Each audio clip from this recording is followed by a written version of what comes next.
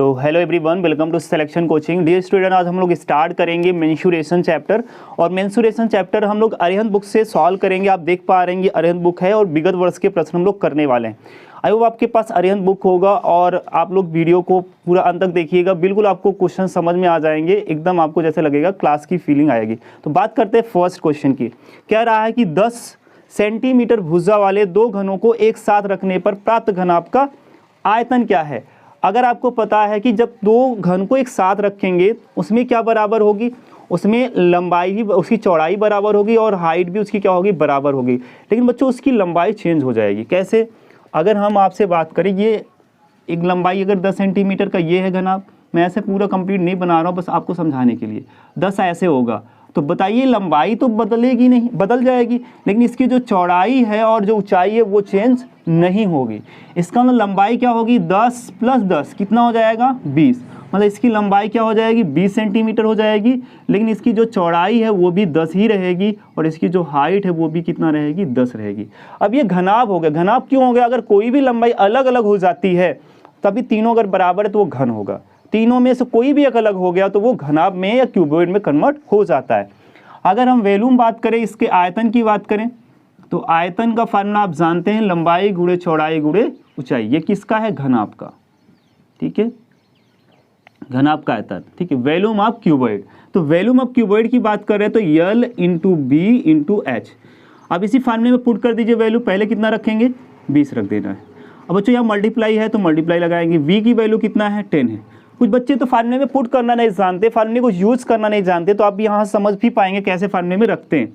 H देखिए, H के बराबर कितना है, 10 है, तो यहाँ H को रिप्लेस करके यहाँ रख देंगे 10। जब मल्टीप्लाई कर देंगे इसको तो कितना हो जाएगा, 2000, चूंकि ये 102030, तो 30 लगा देंगे। और यहाँ ध्यान रखना, इसके मात्रक को क्या लगाएंगे, डिपेंड ये करता है कि है कौन सा मात्रक है। ये सेंटीमीटर में, तो यहाँ हो जाएगा घन सेंटीमीटर।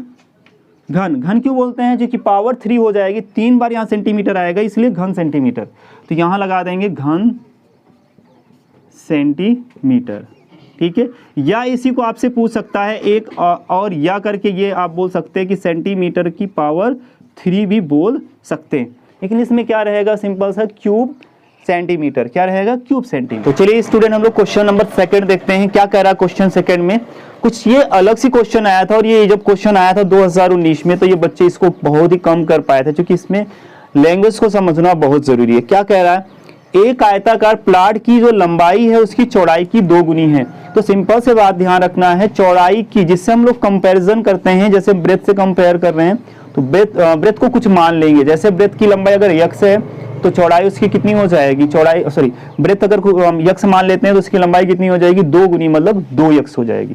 तो यही से आप पहले कैसे मानते हैं उसको समझ लीजिए। L और B लिख लिए। तो कह रहा है उसकी जो आयताकार प्लाट की जो लंबाई है वो चौड़ाई की 2 गुनी है, की मतलब मल्टीप्लाई। अगर इसको हम x मान लेते हैं तो ये कितना हो जाएगा, 2x हो जाएगा। ठीक है, 2 गुनी मतलब 2 से गुणा कर लेंगे। आगे बात करें कि 8 मीटर भुजा वाला। अब इसका मतलब एक क्या है, 2 चीजें हैं इसमें। एक आपका क्या है, प्लाट है आयताकार, दूसरा क्या है, वर्ग है, वो जो तरण ताल उसको नाम रखा है इसमें। तो एक वर्ग है जिसकी लंबाई कितना दिया है भुजा की, 8 मीटर दिया है। कितना दिया, 8 मीटर। तो ये भी ध्यान रखिए। कह 8 मीटर भुजा वाला एक वर्गाकार तरण ताल प्लाट के 1/8 भाग को घेरता है। यही प्रॉब्लम सबको किया होगा। देखिए क्या समझना है आपको, मतलब कि अगर जो आपका प्लाट है, अब प्लाट में ही बहुत सारी चीज बनाई जाती है, जैसे घर भी बनाया जाएगा, तरण ताल भी उसमें बनाया गया है। तो ये जो तरण ताल, इसमें ये वर्गाकार जो बनाया गया है, ये पूरे प्लाट का 1/8 भाग घेरता है। मतलब कि पूरे क्षेत्रफल का जो वर्ग का क्षेत्रफल है वो प्लाट के क्षेत्रफल का कितना है, 1/8 है। कितना है, 1/8 है। तो आपको ये ध्यान रखना है। विपिन कहां देख रहे हो? तो आपको ये ध्यान रखना है। तो आयताकार हम प्लाट की अगर हम क्षेत्रफल की बात करें तो सिंपल सा है, वर्ग का जो क्षेत्रफल है, तो वर्ग का क्षेत्रफल बराबर क्या हो जाएगा, 1/8 किसके क्षेत्रफल का हो जाएगा, प्लाट के क्षेत्रफल का, या बोल सकते हैं आपका आयत के क्षेत्रफल का, आयत का क्षेत्रफल का। क्योंकि ये कौन घेरता है, वर्ग, मतलब जो वर्गाकार कर्णताल है वो आयताकार प्लाट के 1/8 भाग को घेरता है। 1/8 यहाँ कर देंगे आयत का क्षेत्रफल। अब सारे क्यों रखना है, जैसे वर्ग का क्षेत्रफल का फार्मूला क्या होता है, भुजा का स्क्वायर, स्क्वायर ऑफ साइड कर देंगे, 1/8 यहाँ रख देंगे, और आयत की लंबाई गुणे चौड़ाई, लंबाई कितनी है 2x है रख दीजिए, चौड़ाई कितनी है x है तो रख दीजिए, और ये 2 से काट देंगे तो 4 आ जाएगा। और ये 4 ध्यान रखना है आपको, मैं बार बार बताता हूँ, जो इधर भाग में इधर जाएगा तो गुणे में, तो 8 का वर्ग कितना होता है 64, 8 नहीं 64, और गुणे 4 ये भी जाएगा, जाएगा कि नहीं जाएगा, और बराबर में क्या हो जाएगा, देखिए तो यहाँ x बचा और यहाँ भी x बचा। अब बच्चे कुछ नहीं समझ पाते हैं, जो कि कभी ये पढ़े नहीं रहते, तो उनके लिए मैं बता देता हूँ, कोई भी नंबर रिपीट अगर हो रहा है, जैसे x इंटू x आया, 2 बार x आया, तो इसकी घात क्या हो जाती है 2 हो जाएगी। मतलब आधार अगर बराबर है तो जितनी बार वो गुणा में किया जाता है उसकी पावर उतनी लग जाती है, मतलब ये हो जाएगा x स्क्वायर, 2 बार आया इसलिए x स्क्वायर। जब x बराबर लेते हैं, ये ध्यान रखना सारे बच्चों को, x बराबर लेंगे तो इधर क्या लग जाएगा रूट लग जाता है, इसका मतलब इसका स्क्वायर रूट निकालते हैं, क्या निकालते हैं स्क्वायर रूट निकालते हैं। अब ये 64 किसका वर्ग है, तो कहेंगे सर 8 का वर्ग है तो 8 बाहर आ जाएगा, ये 4 किसका वर्ग है तो 2 है तो 2 बाहर आ जाएगा, मतलब x का मान कितना आ जाएगा। अगर हम बात करें, इस साइड में लिख दे रहा हूं, x का मान हम लोग निकाल चुके हैं 16, मतलब 16। अब हमसे जो पूछा होगा हम आसानी से कर सकते हैं। हमसे पूछा क्या है, हमसे पूछा प्लाट की लंबाई, तो बच्चों लंबाई यहाँ क्या है 2x है, तो 2x का मतलब 2 इंटू x, और x की वैल्यू हम लोग क्या फाइंड कर दिए हैं 16 रख दीजिए, तो कितना आ जाएगा 32 मीटर। तो ये आपको समझना है, तो इसकी जो लंबाई हो जाएगी कितनी हो जाएगी 32 मीटर, ये आपका आंसर हो जाएगा, और ऑप्शन नंबर 2 राइट हो जाएगा। आज नोट करिए, फिर हम लोग नेक्स्ट क्वेश्चन करते हैं। तो देखिए क्वेश्चन नंबर 3 कैसे करते हैं बच्चों, इसमें ध्यान से अगर समझना है, कह रहा 12 मीटर गुणे 10 मीटर की कक्ष के फर्श पे को पूरा ढकने के लिए 10 सेंटीमीटर और 8 सेंटीमीटर कितनी आयताकार पट्टियों की आवश्यकता होगी। मैं आपको एक कॉन्सेप्ट बता रहा हूँ और ये हमेशा माइंड में रखिए, अगर हमें पट्टियों की संख्या निकालनी है, हमें टाइल की संख्या निकालनी है, तो जिस पे आपको लगाना है, जैसे आप फर्श पे लगाएंगे तो फर्श का क्षेत्रफल ऊपर रखना है और नीचे को रख देना है एक टाइल का क्षेत्रफल, या एक पट्टी लगा रहे तो पट्टी का क्षेत्रफल। ये किसकी संख्या को दर्शाएगा, पट्टियों की संख्या को दर्शाएगा। तो आपसे मैं बात करूं, लेकिन एक चीज फोकस करिएगा कि यहाँ सेंटीमीटर होगा और ये मीटर होगा, तो मीटर को हम लोग सेंटीमीटर में बदलेंगे, सेम मात्रा में बदलेंगे। जैसे ये क्वेश्चन अगर मैं पट्टियों की संख्या डायरेक्टली करूं, तो पट्टियों की संख्या बराबर अगर मैं बात करूं तो क्या हो जाएगा, फर्श का क्षेत्रफल, आपको फर्श पे लगाना है तो फर्श का क्षेत्रफल, ठीक है, एरिया ऑफ फ्लोर, फर्श का क्षेत्रफल बटे क्या हो जाएगा एक पट्टी का क्षेत्रफल, एक पट्टी का क्षेत्रफल। तो आपको ये रूल लगा देने। अब फर्श की लंबाई चौड़ाई पता है आपको, पुट कर दीजिए, क्या दिया है, कह रहा 12 मीटर है। अब मीटर को हम कह रहे हैं ना सेंटीमीटर बदल देंगे, क्योंकि आपका पट्टी किसमें है सेंटीमीटर में है, तो इसको भी सेंटीमीटर 100 से गुणा कर देंगे, 100 से मल्टीप्लाई कर देंगे, तो ये 10 मीटर और इसको भी सेंटीमीटर बदल देंगे। अब बटे में एक पट्टी की लंबाई कितना दिया 10 और चौड़ाई कितना दिया 8। अब इसी को सॉल्व कर लेना हमें, तो सॉल्व करते हैं। देखिए 0 से 0 आसानी से काट सकते हैं आप, 4 3 12 और 4 दूनी 8, फिर 2 से काटेंगे, 2 1 कम 2, 2 5 10। तो यहाँ बच्चों ध्यान देंगे ये 3 है और ये 5 है, तो 5 यहाँ कितना हो जाएगा 15। लेकिन अब 0 का हिसाब कर लेते हैं, कहेंगे सर 2 0 ये और 1 0 ये, तो कितने 0 लग जाएंगी, तो 15,000 आपके पट्टियों की क्वेश्चन।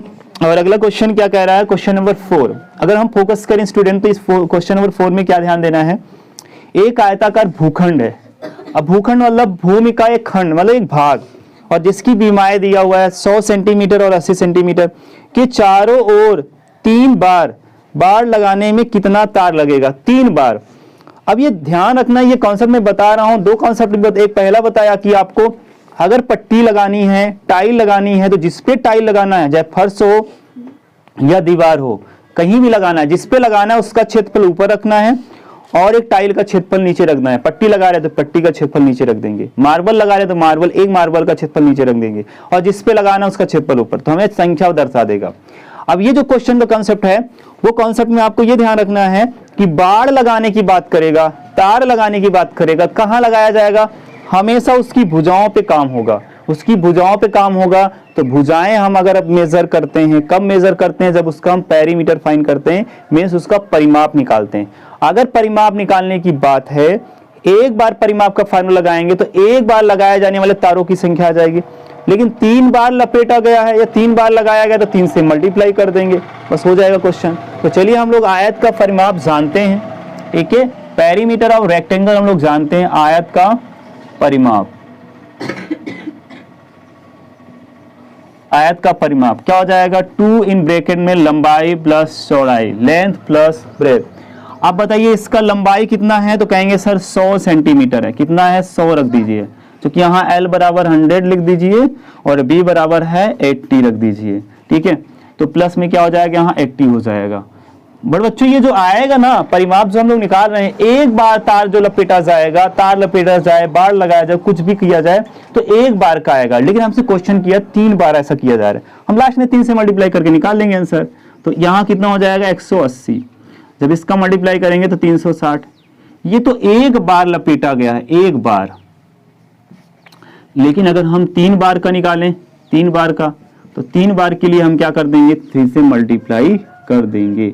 तो इसका जब मल्टीप्लाई करेंगे तो 1000 कितना हो जाएगा, 80।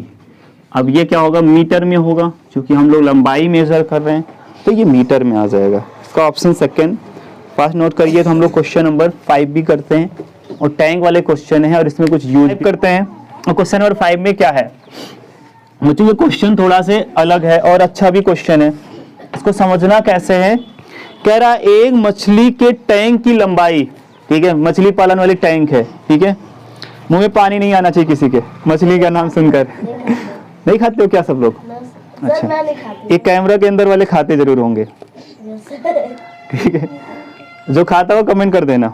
बात करते हैं क्वेश्चन, एक मछली के टैंक की लंबाई 40 सेंटीमीटर, ठीक है, लंबाई कितनी है 40 सेंटीमीटर, चौड़ाई 60 सेंटीमीटर और ऊंचाई 50 सेंटीमीटर। इनमें 50 लीटर पानी भरा है। अब ये टैंक देखा गया तो इसमें 50 लीटर पानी भरा था। कह रहा इस टैंक को पानी से पूरा भरने के लिए कितने लीटर पानी और डालना पड़ेगा। तो आप पहले तो ये निकाल लो कि कितना पानी उसमें आता है। अगर हम उसको निकाल ले तो बहुत आसानी से कर पाएंगे। और ये कैसे निकलेंगे, आपको बताए थे, आयतन निकाल लेंगे तो हमेशा पानी की मात्रा क्या होगी वो पता चल जाएगी। तो हम लोग इसका क्या निकालेंगे, आयतन। तो टैंक की क्या निकालेंगे, आयतन, टैंक का आयतन, ठीक है। कौन सा है टैंक, ये फिश टैंक है ना, मछली टैंक का। अब तुम बिल्कुल ना बोले, नहीं मुझे हंसाते ही होगे, बच्चे भी कहेंगे पढ़ा रहे हंस रहे हैं। तो टैंक का आयतन क्या हो जाएगा, लंबाई गुणे चौड़ाई गुणे ऊंचाई। अब लंबाई कितना है बच्चों, ध्यान से देखिए, टैंक की लंबाई दे रहा है 40 सेंटीमीटर और चौड़ाई भी क्या दे रहा है 60, और इसकी ऊंचाई जो दिया है हमें 50 दे दिया। तो यहाँ रख दीजिए इसको, 40 गुणे में 60 गुणे में 50। तो ये आपका आ जाएगा टोटल, मल्टीप्लाई कर दीजिए। जैसे ही मल्टीप्लाई करेंगे सेंटीमीटर क्यूब में कन्वर्ट हो जाएगा। तो ये हो जाएगा 6 × 30 और 30 का गुणा 4 में करेंगे तो 12, और इसमें 3 0 और लग जाएंगे, है ना, 4 0 इसमें लगेंगे टोटल। एक बार चेक कर लो, है ना, 6 चौको 24, पंचे कितना होता है 24 पंचे 120, ये और 3 0 इतना आ जाएगा, इतना सेंटीमीटर क्यूब। ध्यान रखना, इतना सेंटीमीटर क्यूब। इन बच्चों ध्यान रखना, इसको मैं लीटर में कन्वर्ट करना है। यही प्रॉब्लम बच्चों को आएगी, और इसको कुछ मैं लिखवा रहा हूं, इसको लिख लीजिएगा और हमेशा के लिए याद भी रहना चाहिए। 1 लीटर बराबर क्या होता है, इसको नोट पॉइंट करके कॉपी में लिख दीजिएगा। 1 लीटर बराबर होता है 1000 सेंटीमीटर क्यूब, ठीक है, या घन सेंटीमीटर ऐसा भी बोल सकते हैं। और होता है 1000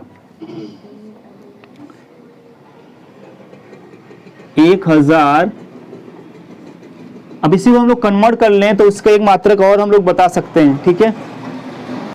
तो दूसरा चीज जो हमें समझना है बच्चों, इसमें एक चीज और ध्यान रखना है, क्योंकि उसका भी यूज अभी आगे क्वेश्चन में आता रहेगा, इसका भी यूज यहाँ आ गया है।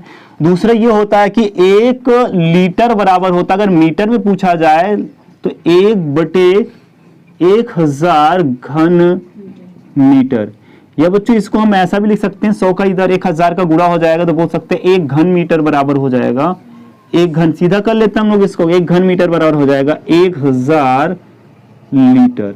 तो ये 2 पॉइंट्स आपको याद रखना है, 3 अब इसी से ये बना है तो आप दोनों से रिलेट कर सकते हैं, एक ही आपको याद करने की जरूरत है, आप दूसरा बना लेंगे। तो मुझे लगता है ये बहुत अच्छे से याद होना चाहिए, तभी इस क्वेश्चन को आगे भी आने वाले क्वेश्चन में यूज है इसका। तो आप इसको नोट कर लीजिए, फिर हम इसका यूज करते हैं। 1 लीटर में कन्वर्ट करना है, लीटर में कन्वर्ट करना है तो इसका मतलब क्या हो जाएगा, एक जो घन सेंटीमीटर है, अब ये कहाँ जाएगा, ये इसमें डिवाइड में जाएगा, क्योंकि हमें कन्वर्ट किसमें करना है, हमें कन्वर्ट करना। अगर मैं आपसे यहाँ बात करूँ 1 घन सेंटीमीटर बराबर क्या होगा, तो ये 1000 कहाँ चला जाएगा, लीटर के भाग में चला जाएगा। इसका मतलब हमें यहाँ क्या करना पड़ेगा, 12 और ये 40 में क्या करना पड़ेगा, यहाँ 1000 से डिवाइड करना पड़ेगा। अभी किस में कन्वर्ट हो जाएगा, लीटर में। तो ये 3 0 इसका काट देंगे आप, 120 क्या हो जाएगा, लीटर। इसका मतलब जो मछली का टैंक है वो टोटल अगर पानी भरा जाए तो 120 लीटर पानी आता है उसमें, लेकिन भरा कितना है, तो कह रहा 50 लीटर भरा है। इसका मतलब और कितना इससे पानी आएगा, तो हम क्या कर देंगे, और पानी भरने की बात करेंगे तो और पानी की मैं बात करूं तो कितना आएगा, तो 120 में हम 50 माइनस कर देंगे तो 70 लीटर इसमें पानी और आवश्यकता होगी पूरा भरने के लिए। 50 भरा था, 120 पूरा आता है, अगर आप 70 और डाल दें 50 में तो हमारा टोटल कितना आ जाएगा, हमारा टोटल 120 बन जाएगा। तो इसलिए हमें 70 की आवश्यकता और होगी। नोट कर लीजिए और ये 2 पॉइंट जरूर याद कर लीजिएगा, इसका यूज है और ये फार्मूला आपको यूज करना है। कैसे यूज कर रहे हैं ये फार्मूले याद होने चाहिए सबको, ठीक है। चलिए आगे देखते हैं।